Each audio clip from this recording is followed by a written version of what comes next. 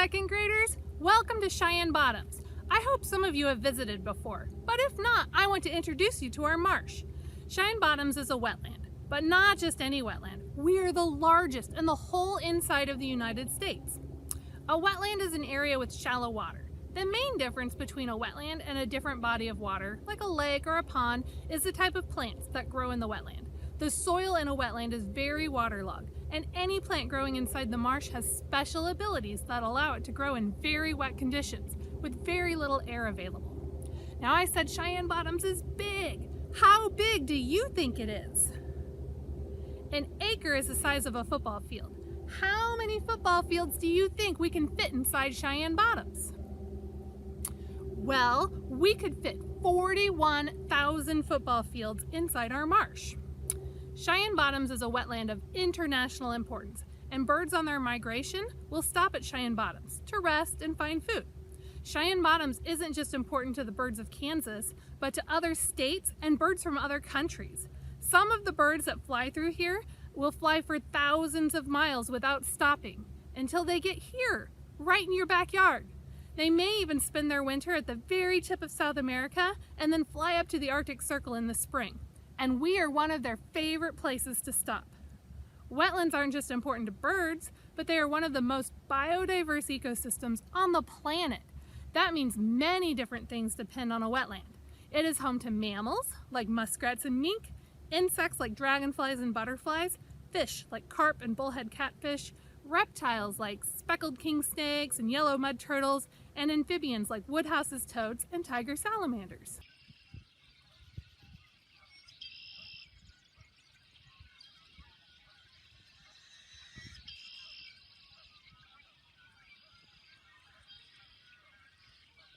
Time to get some wiggles out.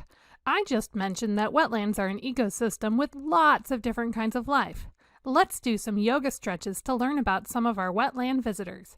This is Maggie, and she's a second grader just like you. Cheyenne Bottoms is home to over 350 different kinds of birds throughout the year. This is one of my favorites. It's an American bittern. When it gets spooked, it sticks its bill straight up in the air and sways back and forth, pretending to be a cattail. A really neat way to camouflage. Stand up, look up, put your hands above your head, and sway back and forth. Wasn't its call really neat, too? This is a black-necked stilt. They have the longest legs in relation to their body of any bird. Their legs are bright pink, and sometimes they stand on one leg. Doesn't it look dapper in its tuxedo-like feathers? To do a stilt, put one leg up on your other leg and stand really still.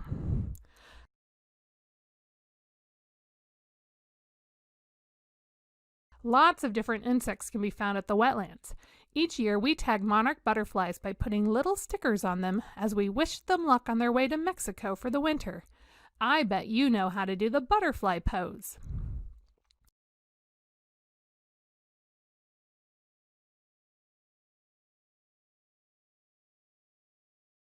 Hey bullfrog!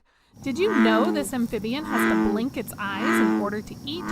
When it catches food like a cricket, when it swallows, its eyes go into its mouth to help push food down its throat. Squat down with your hands between your feet and stick your knees out to the side.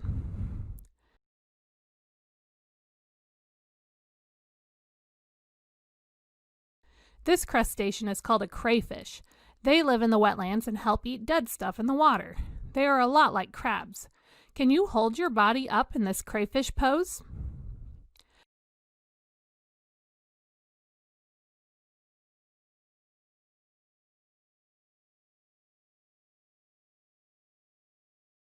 Cheyenne Bottoms is one of the few places where you can see the whooping crane.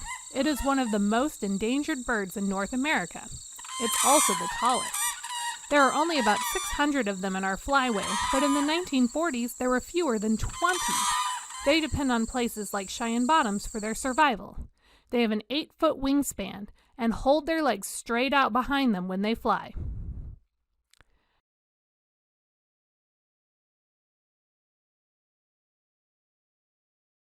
This is a northern shoveler, just one of many kinds of ducks that visit the bottoms.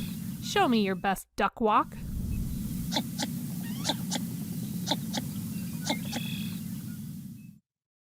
Reptiles like this speckled king snake can often be found basking on the roads around Cheyenne Bottoms, especially on a warm summer night. While many snakes like to eat mice and rats, king snakes are known for eating other snakes, even rattlesnakes. Stretch out as far as you can.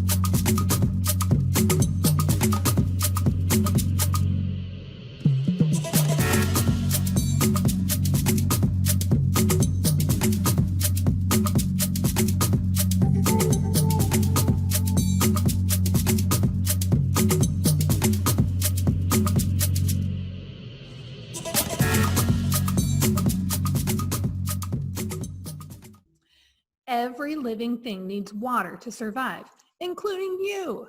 The really amazing thing is the water on planet Earth has been here for millions of years. This means that the water you drink today might have once been peed out by a dinosaur. Every drop of water out there is constantly moving through something called the water cycle.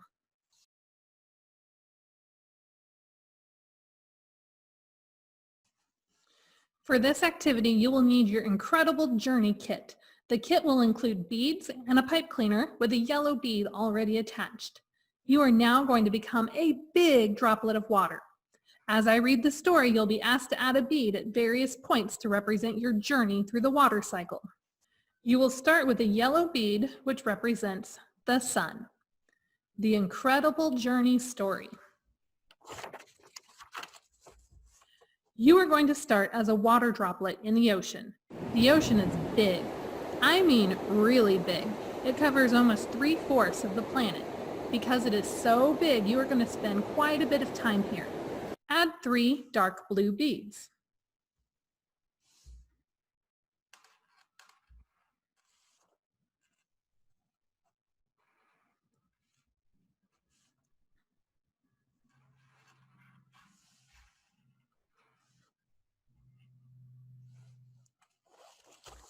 Next, you are going to be warmed up by the sun and evaporate from the ocean, rising all the way up to the sky to become a cloud. You are going to see a bunch of other water droplet friends. Add 1 white bead.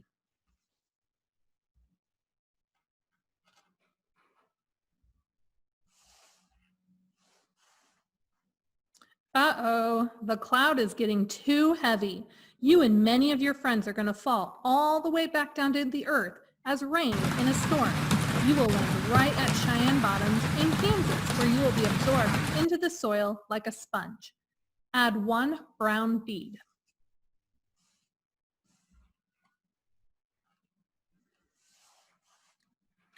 Now that you are in the soil, you are going to sink deep below ground, where you are going to spend some time as groundwater.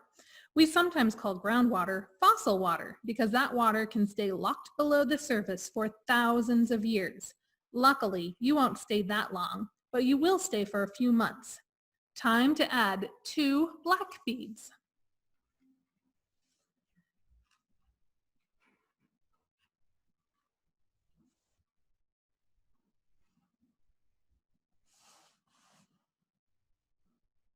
Next, you are going to be absorbed by a cattail root, where you will help the plant to become a fully formed marsh plant. Add 2 green beads.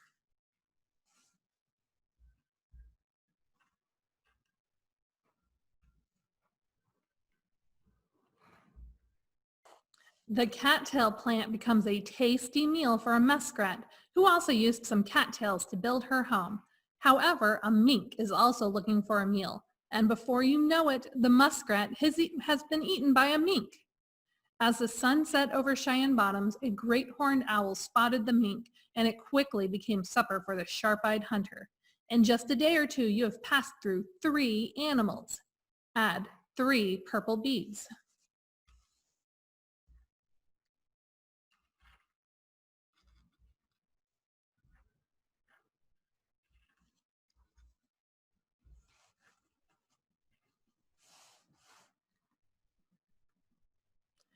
Just like every other animal on the planet, owls poop, and you are part of the water that is in the owl's poop. It just so happens that this owl was perched in a tree over a river, and just before the owl flew away, it pooped right in the river. You are rafting down a river at full speed. Add 1 red bead.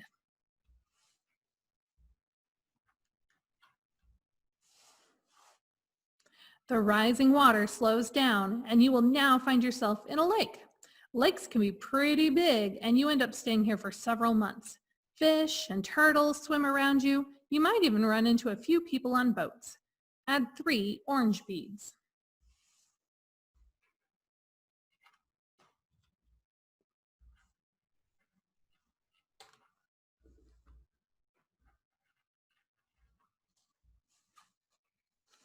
The summer temperatures are really rising, so you, once again, evaporate into a cloud. You stay just long enough to fall back down to Earth. This time, however, you are going to fall as snow in the mountains in Alaska. Add 1 white bead. As snow, you get packed very deep over hundreds of years until you become a glacier. A glacier is made up of frozen fresh water. Add 5 light blue beads.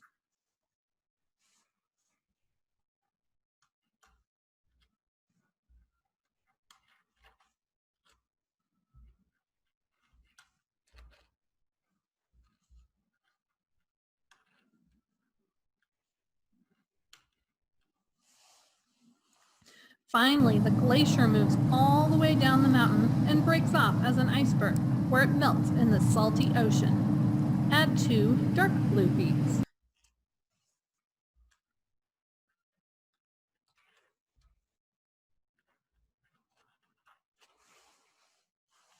The water cycle will actually continue on and on forever. The sun makes all of the water droplets move throughout the water cycle.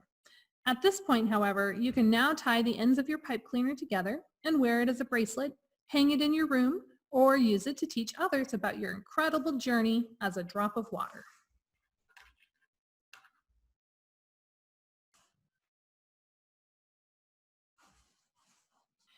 Now, your incredible journey kit came in a plastic bag, and naturalists, we don't like creating trash. And so if you remember your 3 R's, we want to reduce, reuse, and recycle. So this plastic bag, we have an activity that you can do at home to reuse your plastic bag before you were to get rid of it. And of course, you could reuse it in other ways also, but this is a take-home water cycle activity. So I'm going to walk you through the steps, but you can take it home and you can complete the activity. The instructions are there, but I'll kind of show you what I did and how you can do it at home. First thing you need to do is remove the instructions from your plastic bag and kind of follow along on those. So it says step 1, we can draw the sun, some clouds, a wetland, and a bit of land with some plants and trees on our sealable snack bag. If you have any permanent markers or other markers at home that you can use, the first step of the water cycle is that's the sun that's really in charge of our water cycle and what makes it work. So I'm going to draw sun on my bag because all of the steps, precipitation, condensation, evaporation, are all processes that happen because the sun keeps those water droplets. Draw a cloud. And I'm not a good drawer, so I bet all of your drawings will be just as good, if not even better. And so don't worry about how it looks, just we're learning the process of the water cycle. So the cloud helps with something called condensation. And we're going to see that process take place in our plastic bag. And maybe I've got another little cloud with all those little water droplets. And this one starts to rain. And we're going to call that precipitation.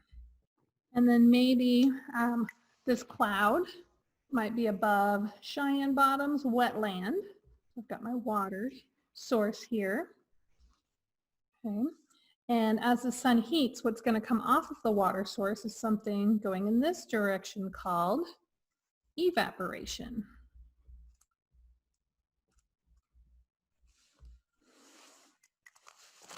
And just like your incredible journey, you were in all sorts of different plants and animals in the soil. The water can go lots of little places. I'm going to draw a plant.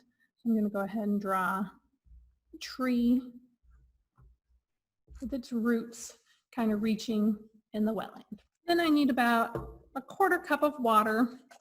And just so I can see it a little bit better, I'm going to put 2 drops of blue food coloring into my water. Give it a good swirl. And then I'm going to add that water to my plastic bag and seal it up really tight so the water can't get out.